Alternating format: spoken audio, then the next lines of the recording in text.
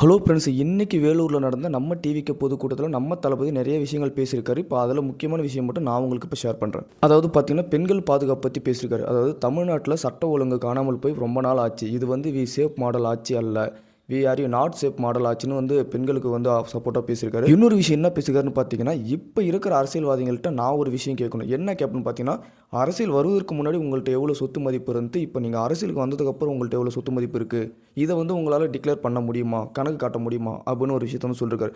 சத்தியமாக அது யாராலையும் காட்ட முடியாது, ஏன்னா காட்டவும் மாட்டாங்க. ஏன்னா அது எப்படி சம்பாரிச்சிருப்பாங்கன்றது நமக்கே தெரியும்.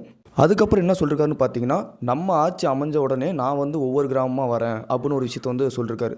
இன்னொரு விஷயத்தில் பேசக்குள்ள நம்ம தளபதி வந்து அந்த இடத்துல எமோஷனல் ஆகிட்டாருன்னு தான் சொல்லணும். அப்படி என்ன சொல்லியிருக்காருன்னு பார்த்தீங்கன்னா, என் மீது அவதூறு பரப்புவது மக்கள் மீது அவதூறு பரப்புவதற்கு சமம். விஜயும் மக்களும் வேறு வேறு அல்ல. இந்த விஜயும் மக்களும் ரத்தமும் சதையும் மாதிரின்ற ஒரு எமோஷனான விஷயம் வந்து பேசியிருக்காரு. அப்புறம் பார்த்தீங்கன்னா, காலையை வச்சு ஒரு குட்டி ஸ்டோரின்னு சொல்லியிருக்காரு. அது சூப்பராக இருந்துச்சு. அப்புறம் ரசிகர்களுக்கு வந்து ஒரு வேண்டுகோள் வச்சிருக்காரு. அது என்ன சொல்லிருக்காருன்னு பார்த்தீங்கன்னா, நான் வந்து வேலூர்லேருந்து சென்னைக்கு போகிறதுக்கு 4 ஹவர்ஸ் ஆகும். யாருமே என் வண்டி பின்னாடி வந்து ஃபாலோ பண்ணாதீங்க, யாரும் என் வண்டி பின்னாடி பைக் ஓட்டிட்டு வராதிங்க, கிட்ட வராதிங்க அப்படின்னு வந்து நம்ம ரசிகர்களுக்கு வந்து ஒரு வேண்டுகோள் வச்சிருக்காரு. அதுக்கப்புறம் என்ன பேசியிருக்காருன்னு பார்த்தீங்கன்னா, நம்ம கேப்டன் கூட்டணி பற்றி பேசியிருக்காரு. அதாவது அறிவாலயம் பக்கத்தில் யார் போனாலும் சரி, யார் ஒதுங்கினாலும் சரி, அவங்கள உடனே கூட்டணி கணக்கில் வந்து ஈர்த்துக்கிறது. இந்த கல்லாப்பேட்டி கூட்டணி வந்து எப்பவுமே எடுபடாது அப்படின்னு ஒரு விஷயத்தை வந்து போட்டு உடச்சிருக்காருன்னு சொல்லணும். அப்புறம் வந்து பார்த்தீங்கன்னா, கரூரில் நடந்த இஷ்யூ பற்றி பேசுகிறார். அதாவது ஸ்டாலின்ட்ட ஒரு நிருபர் வந்து கேட்ட கேள்விக்கு எனக்கு யாரும் எதிரி கிடையாது, எல்லாருமே என் நண்பர்கள் தான் இந்த ஸ்டாலின் சொல்லக்குள்ள, அப்போ நம்ம தளபதி என்ன சொல்லியிருக்காருன்னா, எல்லாமே உங்கள் நண்பர்னு சொல்கிறீங்களா, அப்புறம் ஏன் சார் கரூரில் நடந்த இஷ்யூக்கு வந்து பழி வந்து ஏன் மேலே போட்டீங்க அப்படின்னு வந்து ஒரு விஷயத்தை வந்து நீங்கள் சொல்லியிருக்காரு. அதுக்கப்புறம் பார்த்தீங்கன்னா, போகிற போக்கில் என்டிக்கு ஒரு அடி போட்டு போயிட்டார். என்ன சொல்கிறாருன்னு பார்த்தீங்கன்னா, இங்கே வந்து டிவிகேக்கும் டிஎம்கே மட்டும்தான் போட்டி, குறுக்க வந்து நடுவில் யாரும் காமெடி பண்ணிட்டு இருக்காதிங்க, இங்கே காமெடிக்கெலாம் இடம் இல்லை பாஸ் அப்படின்னு ஒரு விஷயத்தை வந்து சூப்பராக சொல்லிட்டு போயிட்டாரு.